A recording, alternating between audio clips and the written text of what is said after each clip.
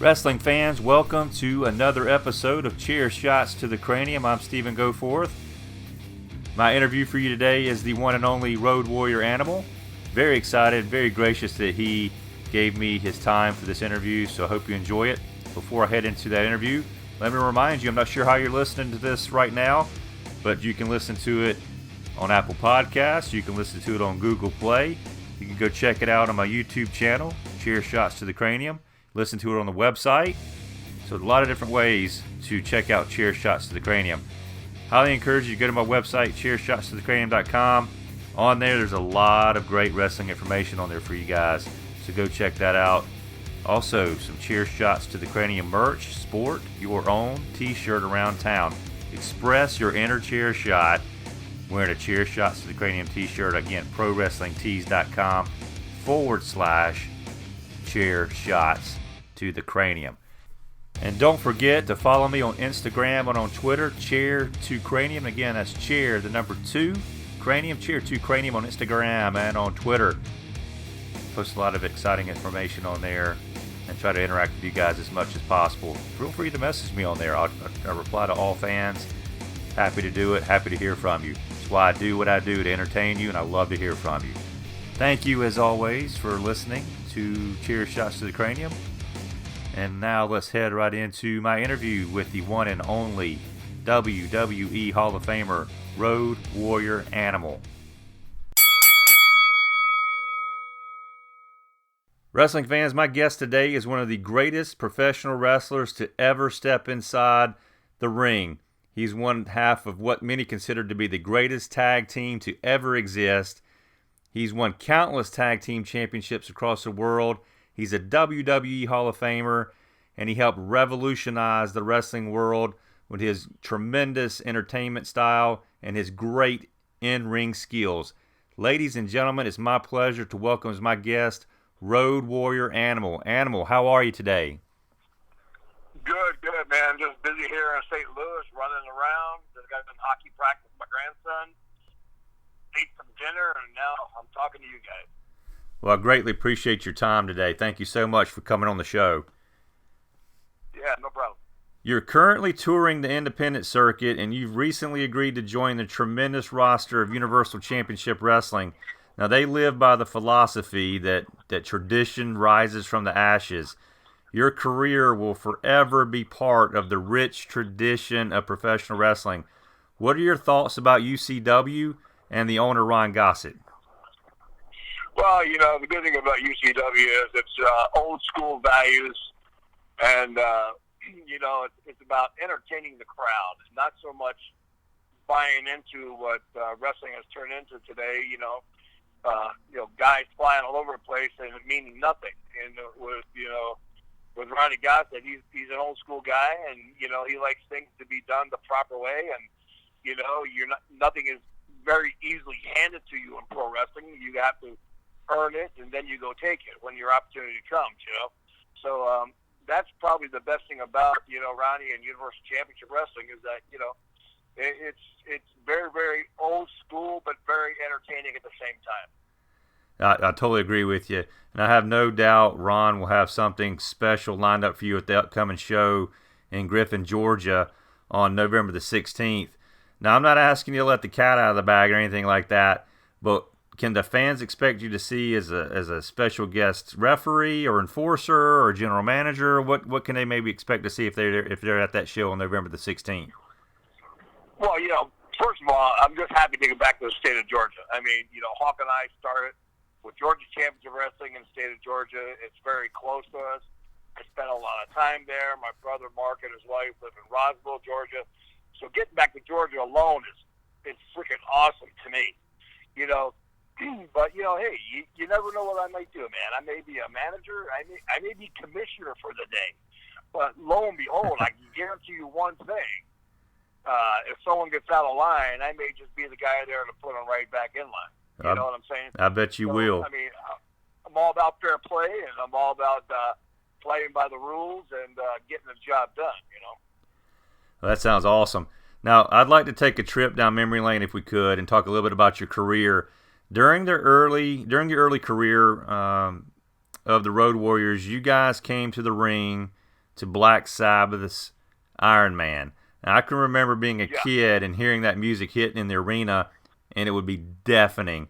Where did the idea come from to use this song as your entrance? Well, one day we were listening to the radio, and it was right in the beginning of music getting into wrestling, and the bottom line is, wrestling is, it was just getting into the entertainment side of things. So we were listening to the radio, and all of a sudden we heard the and it's like, you get those goosebump moments where, I looked at Hawk and he looked at me and we looked at Ellering and he said, that's our music. And, we were both Ozzy Osbourne fans and Black Sabbath fans anyway. So it fit right in with us, and just the tempo of that music. And when people heard, as you know, when you were a kid watching it, when you heard that drum beat and you heard that guitar riff, you know that someone was going to get their head kicked in. Oh, there's no, yeah. Because we went to take care of business. It wasn't about playing around or goofing around. We were taking care of business, There's no doubt about it. You're exactly right. When that music would first hit, I mean, I vividly remember it, standing there in that arena as a kid, and I heard that music hit, and these goosebumps would come over you, and the fans would jump to their feet and go absolutely freaking nuts about it. And it's a testament to the fan, because there's a thing in the wrestling business called the Road Warrior pop. Exactly. Whenever anybody gets an ovation, or you hear the yes, yes, yes chants for Daniel Bryan, or anybody in the arena gets a loud cheer, they come back and they say, hey, man, you got a Road Warrior pop, because Hawk and I were one of the few entities, even more than Andre and even more than Hogan, that literally blew the roof off of buildings, And I take pride in that, because that means we did our job properly, Oh yeah, it's a memory that I'll always remember, and extremely exciting. Now going back to the early part of your career, you didn't have that spider as part of your face paint. I've always wanted to know, always wanted to ask you. Tell me how the spider was added to your paint scheme.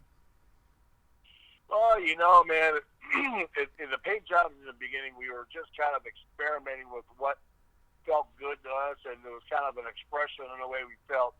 And at the time, I was thinking to Hawk, I told Hawk, I said, I like the spider web, man, and that kind of thing. I said, how about, I do something that reflects, like, don't get caught in the web of the Road Warriors, And then I did the spider, because once the Black Widow bites you, you're kind of paralyzed. And it's kind of the same thing when Hawk and I used to clothesline somebody or give somebody the doomsday. You kind of get paralyzed, and you never get up from it, So that's what we were getting at, don't get caught in the web of the Warriors. Once you do get there, you're going to get bit. And once you get bit, you're ours. Nice. It's not like a lot of teams where there's one strong guy and one fast guy. We were two big, strong, and fast guys. Right. So it was a little bit different than everybody else. Now, when you guys made your way over to the WWF, you were mainly referred to as the Legion of Doom, and not so much as the Road Warriors. Now, a lot of the newer generation of fans know you as the Legion of Doom. Was this something you and Hawk came up with, to be referred to mainly as the Legion of Doom when you made your transition over to the WWF, or was that an idea by the WWF creative team? That was Vince McMahon. Vince McMahon at the time said, hey, man, I got the modern-day Warrior, Cherry Von Erich, and I got the Ultimate Warrior, and he goes, I got you guys to be another Warriors. I don't want to have too many Road Warriors in my stable. And I said, well, how about the Legion of Doom? And, he really had no idea that we always announced ourselves in every event. Paul Ellering presents from the Legion of Doom, Animal and Hawk, the Road Warriors. Right. And so we always used the Legion of Doom from day one. Because the original Legion of Doom was, Hawk and I and Paul and Jake Roberts and the Spoiler, Yeah. So we always use the Legion of Doom. We let the WWE, they try to tell us, okay, you're the Legion of Doom. Yeah, we were LOD, and it's great for the fans to chant, the LOD. Everywhere I go, fans chant LOD, LOD. Right. But Hawk and I would cover in interviews and say, yeah, we're the Legion of Doom. This is Road Warrior Hawk, and I'm Road Warrior Animal. So we always threw it in there anyway. We actually owned both names, so it didn't matter to us which name we used. Now, earlier this year, I wrote a column about tag team wrestling. Now, at that time I wrote the column, I felt there was a resurgence of the tag team division because we were starting to see teams like the Revival, the AOP, the Ascension, the Uso brothers, Gallows and Anderson, that's just to name a few, come in as true tag teams rather than two singles guys getting paired together and just being a temporary tag team. What's your opinion on the current state of tag team wrestling, and how are we seeing teams utilized or maybe even underutilized right now? Well, what you see they have a habit of doing with tag team wrestlings today. They don't establish who the top dog tag team is. And they never establish who the heel team is. So unless you establish that pecking order, listen, everybody cannot be equal. That's not life. That's not reality. That's not tag team wrestling. Right. You're always going to have one team that reigns supreme, and you're going to have one team that's not as good as the other ones. That would be like, us having matches against the, just say the Midnight Express, for example, and then them beating us and going back and forth. You can't have that. Right. Because in the eyes of the fans are so smart, they realize the difference. They started off with the Revival being strong, and then now they kill them. Exactly. They started off with the Ascension, which was the biggest mistake the WWE's probably made in the last 20 years. Because once you start talking about Hawk and I, you kill yourself. Right, I agree. You can't say you're tough guys. You're not. Listen, Hawk and I were literally two street fighters that learned how to wrestle. You can't go in there and be a wrestler and try to pretend you're a badass. It's not going to work. You either got to have that bred into you. It's just like someone that's a great football player or a great star. That's got to be bred into you. You just can't develop it. It's got to be an instinct.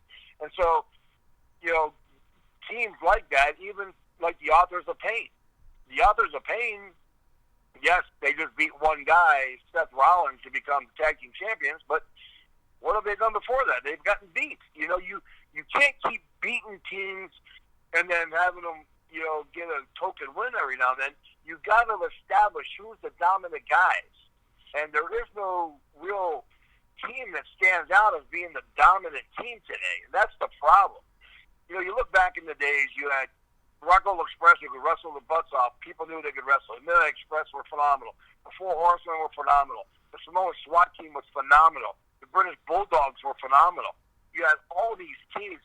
Manny Fernandez and Rick Rude were great. They were tag team champions, you know? Yeah. You had the Rockers. The Rockers were phenomenal, too. You had teams that established themselves as being teams that you get over with the fans by winning. Yeah. You just can't give them. It's like Dolph Ziggler for a singles guy.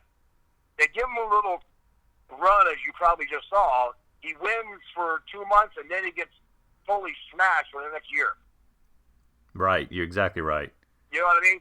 And for the marketing purposes and everything else, and for all the ancillary things, you have to establish the teams. There has to be a pecking order.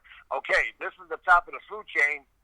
Who's going to climb that ladder to equal the top of the food chain? And you got to have that. Now, out of the current teams that you're seeing right now, it can be in any promotion, not just exclusively to the WWE. Is there a current team that you're fond of or one that's caught your attention? To be honest with you, not really. I have a couple guys that I'm walking down the ring right now. Crimson and Jax. From down in they wrestled. Crimson's got a company down in Tennessee. Two big guys that I'm trying to help create. And make. They're a great team. They just need to be guided along on how to take advantage of the situation when it comes along. They're probably my top team right now. You know what I mean? Yeah. They're called War Kings. You know what I mean? So, I love New Day. New Day is a great team. They're funny. They're entertaining. Other than that, even Authors of Pain, it's like they're trying too hard to establish that they're big, tough guys.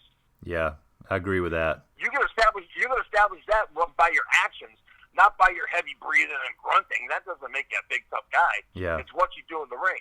It's how vicious you are in the ring. Now, listen, well, I'm not saying it was Hawk and I, but people had no doubt that we were in the ring that, listen, someone's going to get their head ripped off. And you have to put that, there has to be that established fear of God in your opponents.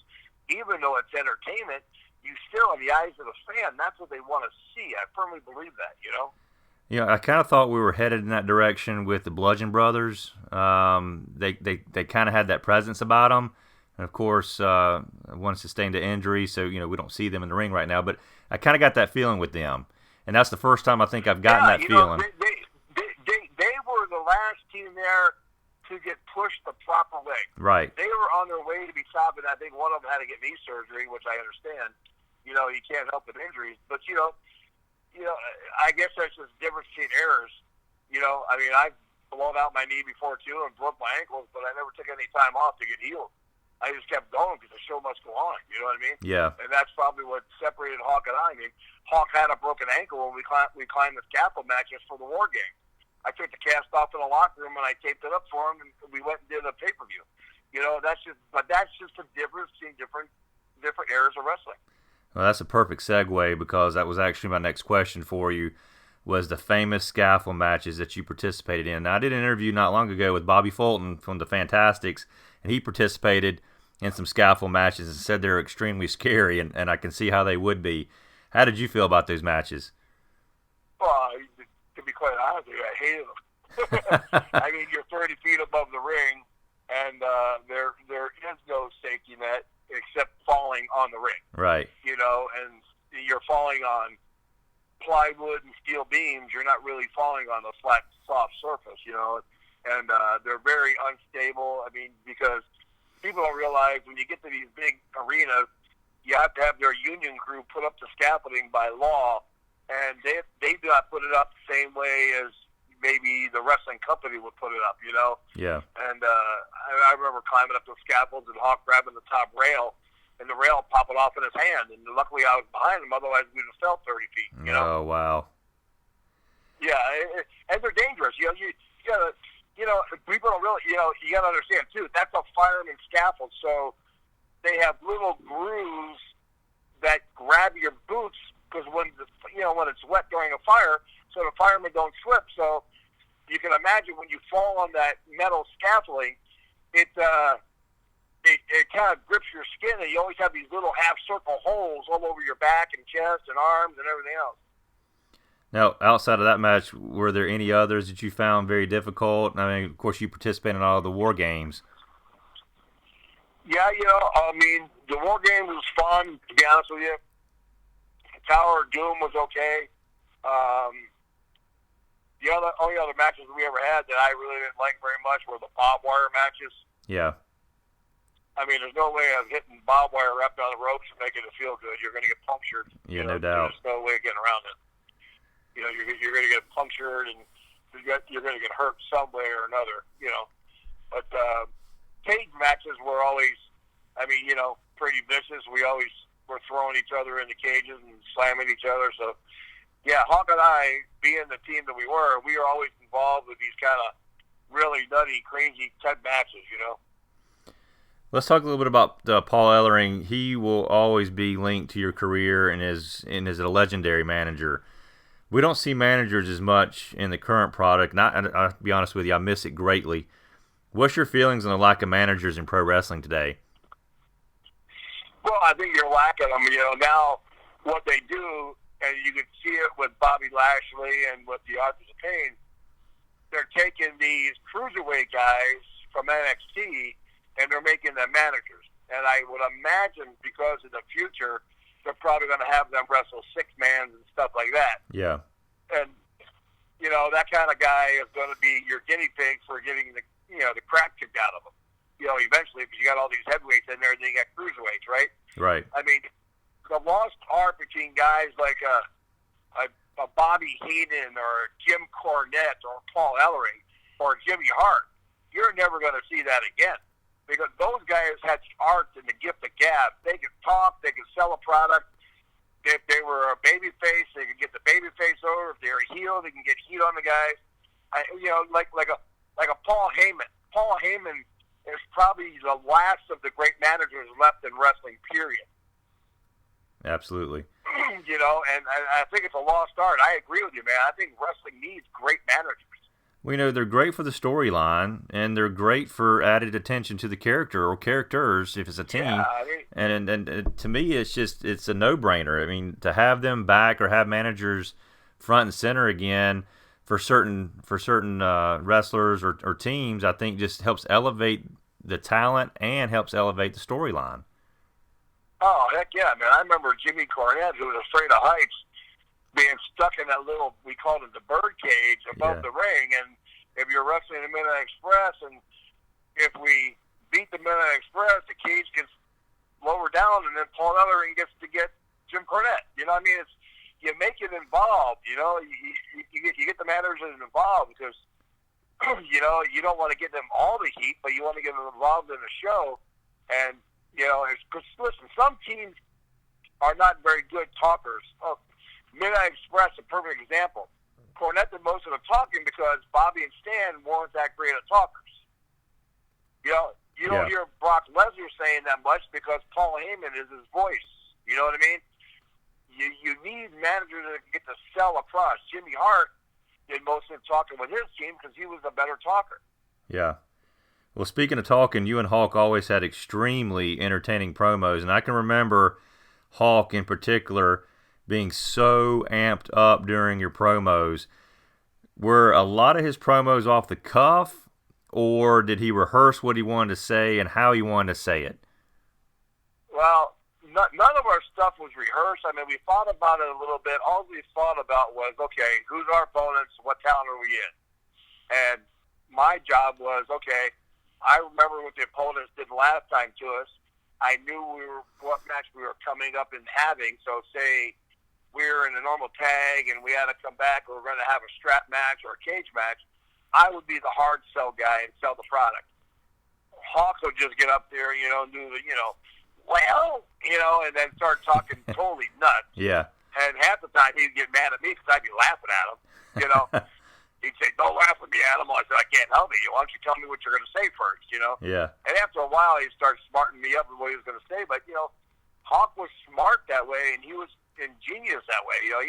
He had a mind that just didn't stop, and, and that's what made us work so good together is I was like the buck stops here with me.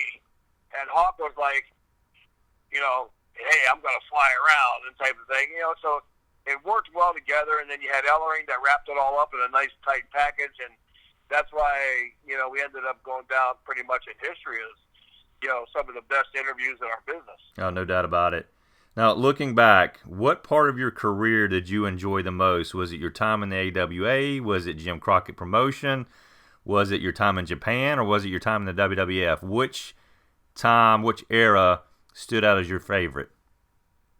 Man, I think each one of them played a different part in our success. Of course, the NWA winning the NWA belts and then the AWA belts, and, going to Japan and being the only team ever to take the international belts out of the country and defending the international belts on behalf of all Japan against the NWA titles of the Midnight Express had them, then, doing that, because that's an honor and a privilege, especially by the Japanese, to let those titles go out of the country is big. Yeah. And then winning the last of the big three or the big four, winning the WWF titles, no other team in history has ever done that, or even come close. And then when we won the WWF, that was like achieving the pinnacle of our career, is winning those belts, because that was the last of the big three. So, I mean, we kind of, I was counting, someone sent me a deal the other day, Hawk and I won some, I don't know, they counted like 21, 22 different championships at one time. And I'm talking from Mexico to Australia to Oregon to Texas, I mean, everything, and along with the big three, it's I don't even think about it or even consider that. I'm just, out there doing my job, you know what I mean? Yeah.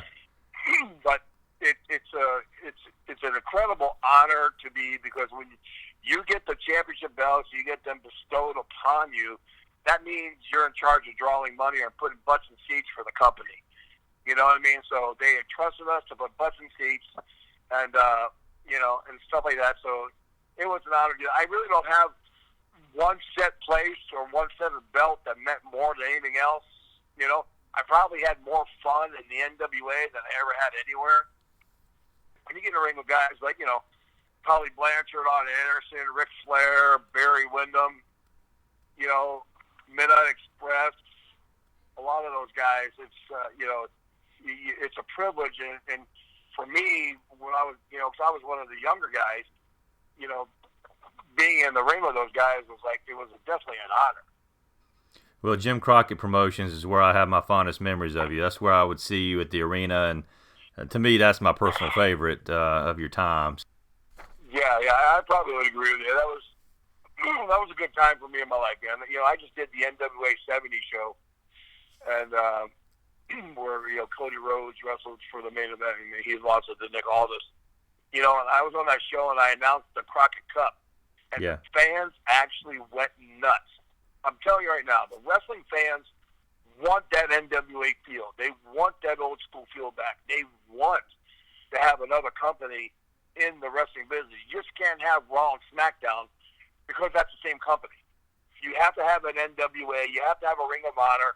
Heck, I would like to see the AWA come back and have more places for guys to go wrestle instead of just having the it all under one umbrella.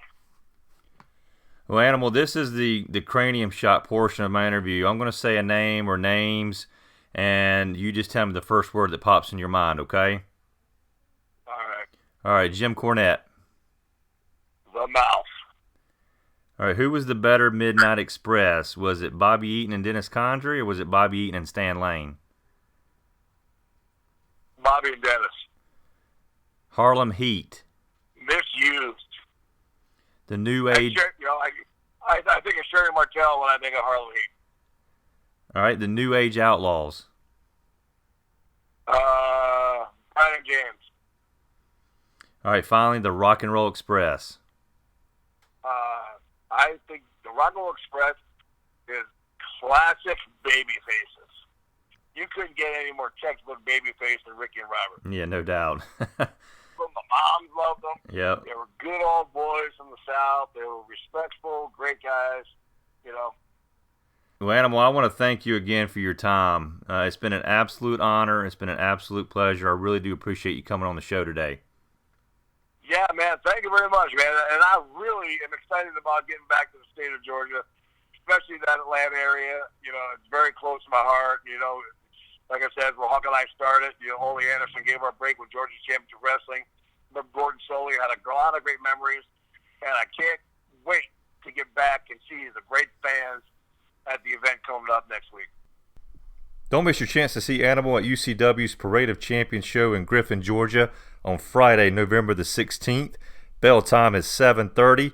To purchase your tickets, go to their website at ucwtv.com.